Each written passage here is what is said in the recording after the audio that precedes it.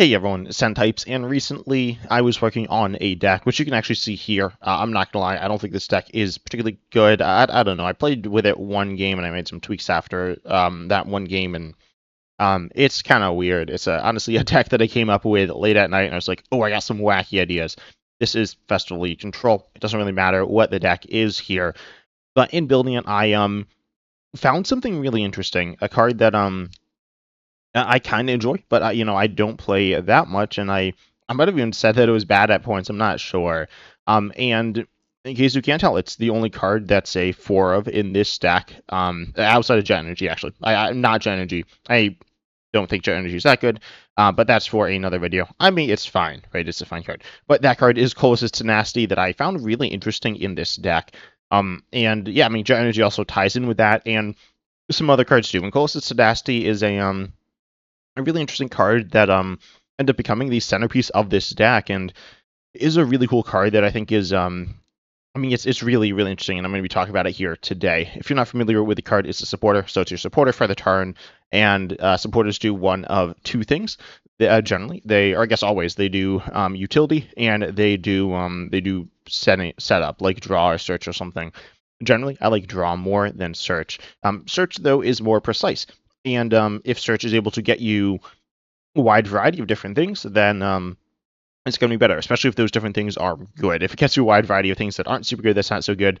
If it's a little narrow, but it gets you good cards, like, for example, like Dawn, I guess, is kind of within that category. It gets you one basic, one stage one, one stage two. But those are good things, especially the basic, and the stage one's going to be good, and the stage two is probably going to be quite good in the deck as well. But again, it is pretty narrow in what it's getting there. But Coastal Tenacity is also kind of narrow, right? And it doesn't seem super good what it gets. It's getting you a Stadium and an Energy card. And draw supporters are generally good because they get you a lot of cards. This doesn't get you that many cards. It gets you 2 here, right? However, it's actually really interesting when you look at the different cards in the format that it can get. And in some ways, this is also kind of similar to Arven, but it's not Arven. I'm not here saying that this card is better than Arven. I'm not saying it's replacing it post-rotation either. They are different cards in what they do and how they play, but Arven also is a supporter that lets you search for 2 cards, 2 different types of cards. One is an item, one is a tool. But if you look at the different types of cards in the Pokemon TCG, items are very good, right? Items and supporters are the main 2 trainer types. Getting an item can generally get you any Pokemon pretty easily, and it can also get you any basic energy, and it can obviously it's any item as well. So it can get you any of those 3 types of cards, which are most of the cards in a deck. So if I look at a deck that plays Arven here, right, we'll look at this Gardevoir deck that won a recent tournament, and it plays well, actually, I can get everything with Arven because of Secret Box, but ignoring Secret Box, which is good. That being said, you can't actually play as a supporter. You get it, but anyways, they can't get this. Can't get you the supporters. Can't get you the stadiums. So it kind of, as I said, with Secret Box, but it also gets you the tool, right? It gets you a tool. That being said, tools are much weaker than items. Just in general, I mean, you see this deck. It only runs one. Let me find a deck that runs more copies, but it only ran 2 tools. This deck here runs 4 tools and a lot more items, despite the fact that Arven can get you, it gets you an item and a tool, because the items are better. If we look at Marnie's here, you see 4 tools here again, and for Arven's you have the same number there. And if we look at what this deck's probably playing, is this the same list? No, it's not. This one's running 2 ivans and 4 tools, so there's value in tools, right? They're not like useless. But compared to the items, right, we see this deck. Or actually, I can't speak. I'll go to one running for Arven again. This one's running. How many is this? 18, I think, unless it was counted items there. Obviously, a lot more than the 4 tools there. So, yeah, it's getting one thing that is quite good, and one thing that, I mean, honestly, if you played with Arven, you know that there are points in the game, you play Arven, you mostly just use it to get an item. The tool does not much of anything, right? But the item is going to be pretty consistently good. Closest Tenacity, though, is honestly it feels more like getting 2 tools than 2 items, which seems bad in terms of how good the cards are. But once you look at the cards that it can get, it is actually very interesting. And you have a really cool toolbox style deck. Generally, if you think of a toolbox style deck, like let's look at some decks in standard that are toolbox decks. You could say Gardevoir is a toolbox deck. It's running Jellicent, EX, and Frillis, which you do use for attacking purposes. Not just to evolve there. Same thing with Screamtail, Mega Dance, EX, Liz Clefairy, EX, EX. You have some Pokemon that are just used for attacks, some that are used for attacks and abilities.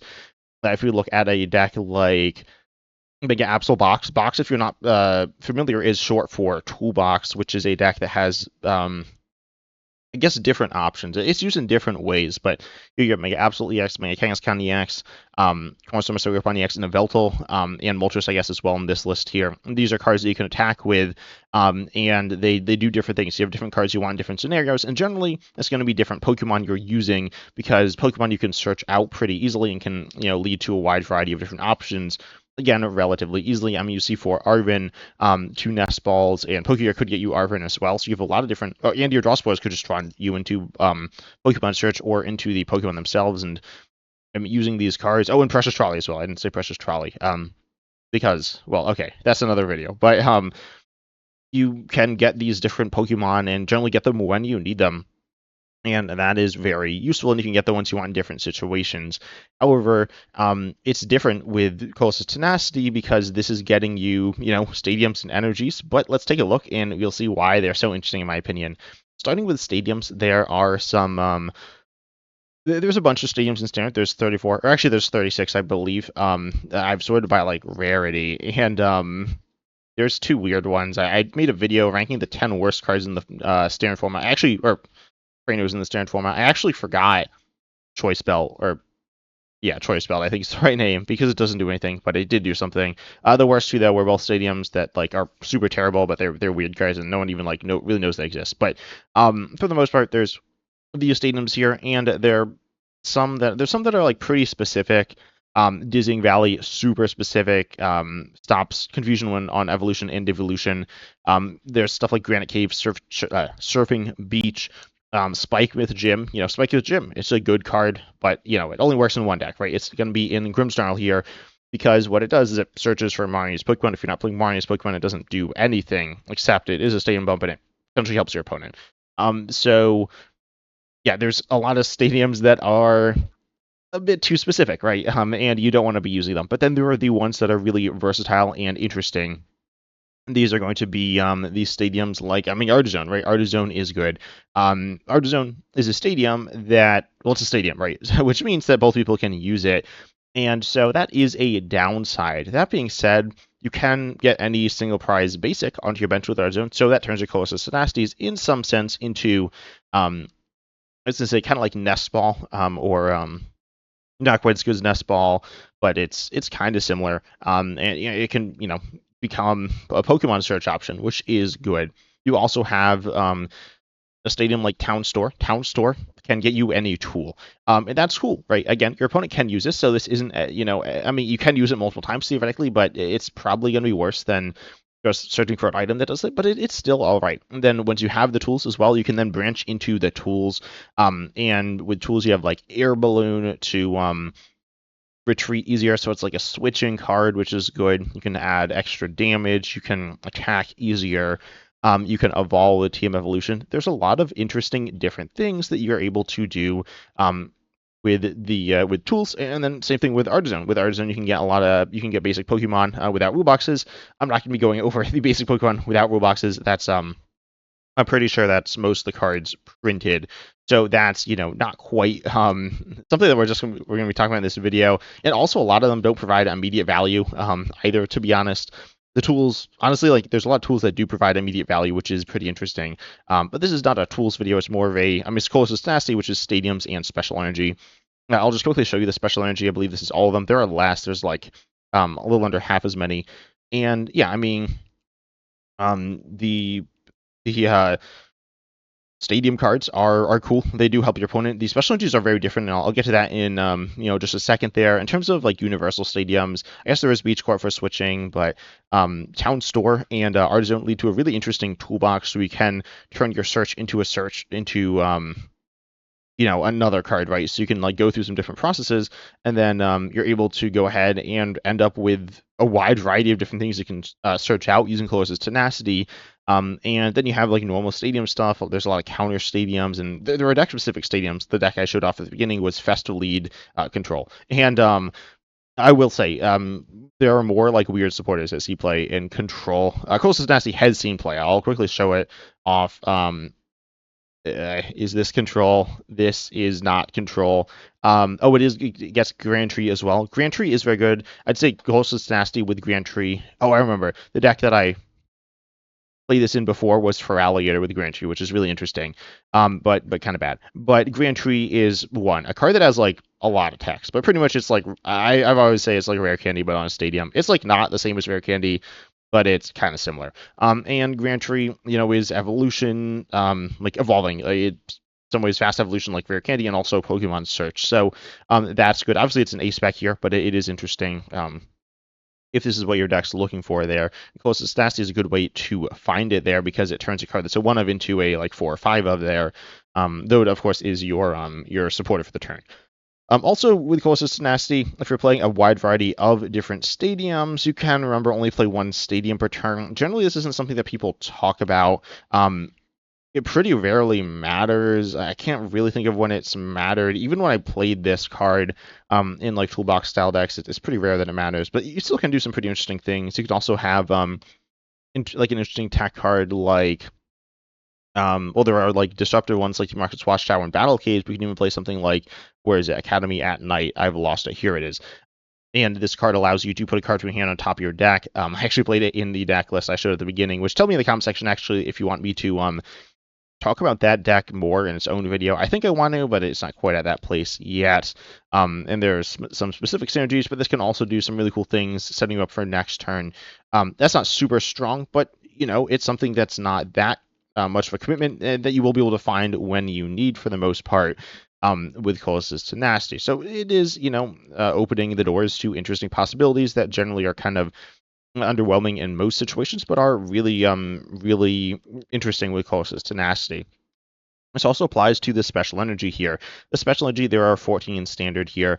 There are 3 ace specs. I will say the one that also interested me a lot was Enriching Energy. Enriching Energy is kind of bad, but it's kind of not bad. I will say, playing Alakazam a lot, where I guess it's good, but like in Alakazam, Alakazam attacks for psychic energy, right? So that's kind of awkward there because it's not a psychic energy, right? And also, yeah, I guess you can search it out, but it's good because you can replay it with the Dunsparce, which you could actually do with closest tenacity there. That being said, I mean, you don't have extra like attachments, so you like create extra attachments with one verse patch, but then that's like kind of clunky. And the idea of playing Enriching Energy with the Dunsparce is that you get a bunch of cards in your hand, but if you have to play other cards to set it up, then the cards you're getting to do more damage are actually like less impressive. But anyways, Enriching Energy is like kind of weird in Alakazam, but it is good. It's like fun. It's really fun. I'm not gonna lie. But you see it in that deck because it has good synergy with drawing, and then there's also you see it in, I guess, Mega Lopunny. I don't know if it's like always played in Mega Lopunny. I'm not super familiar with this deck, to be honest. I'm familiar with the general game plan. But here you do have Hilda as well. Hilda is also kind of interesting and similar because it searches an evolution and special energy. But I see stadiums have more interesting branching paths than evolutions. Evolutions obviously do a lot of different things, but also you need to wait a turn to do them. So you can't tech in a random evolution. You see that the evolution lines here are relatively thick, and they're also a main part of the deck's game plan, unlike a situational stadium or even like a Rich Energy, a situational special energy, which you can play when you need to. Also, yeah, you can only play one energy per turn. Except for stadiums. Like everyone knows you can only play one energy per turn. That's like the first rule you probably learn when playing Pokemon. But yeah, using a special energy that just provides utility, something like Enriching Energy, also taking up your Ace Spec or even Jet Energy, can be bad if you need a specific type of energy. So that's where these colorless special energies can be bad. I mean, if you're not a colorless attacking deck, right?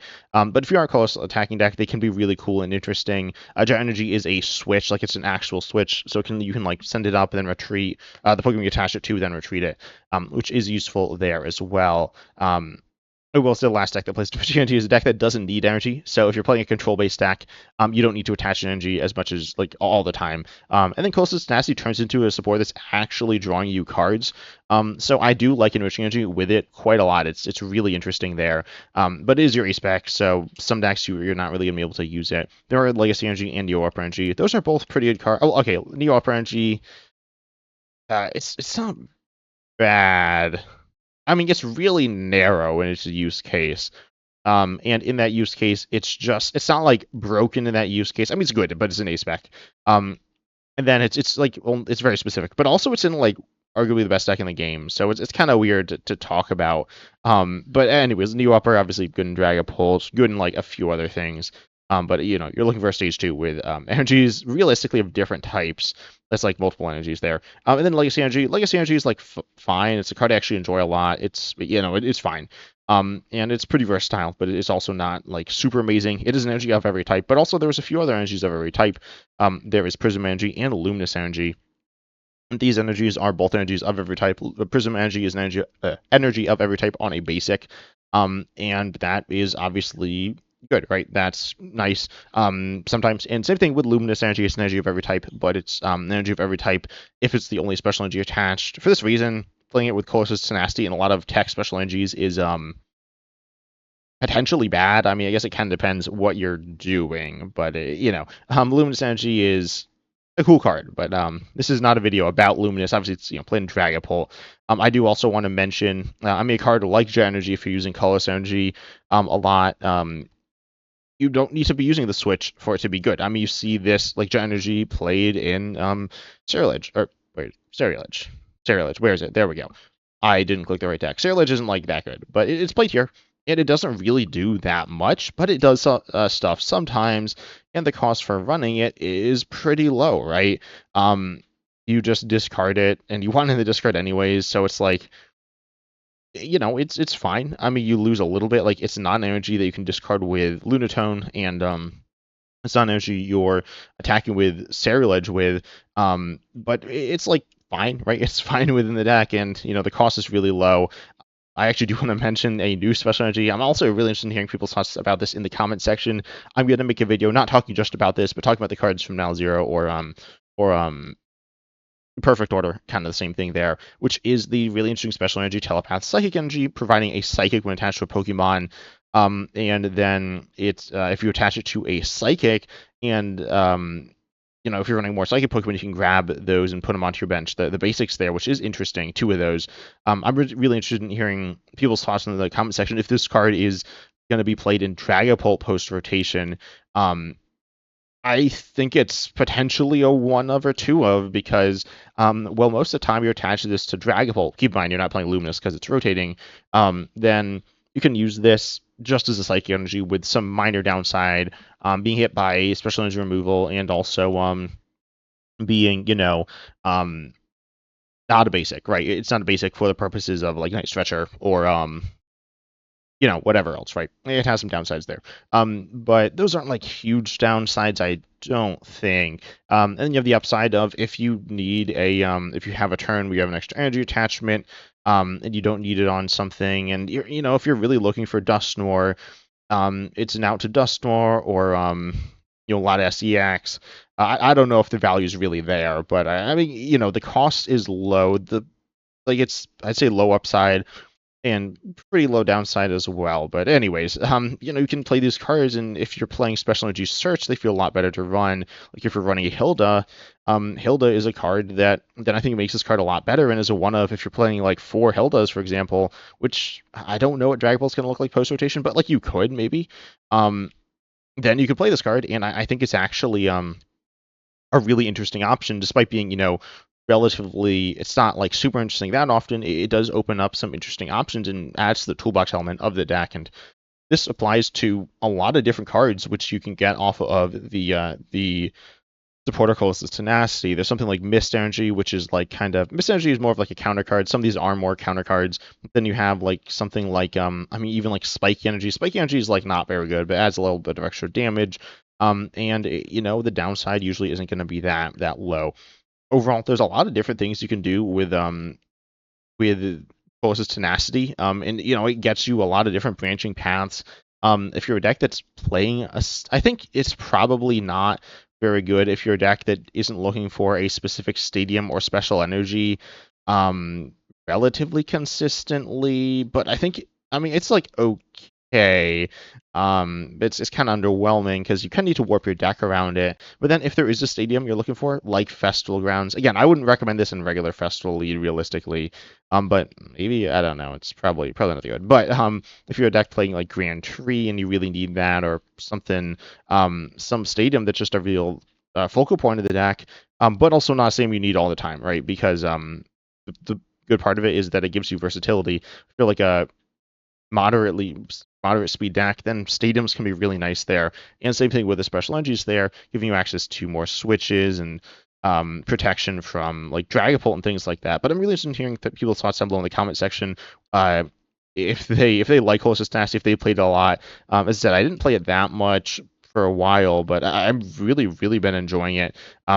With the Festival Lead control deck, and I'm really excited to probably make a video about it sometime in the future, if it ends up coming to fruition, being like decent. Which I played it one game and it felt pretty decent. It was pretty fun there. But I hope you enjoyed. Make sure you like, subscribe, hit the bell, all that good stuff. Leave all your thoughts down below in the comment section. But I hope you enjoyed, and as always, I'm excited to see you in the next video.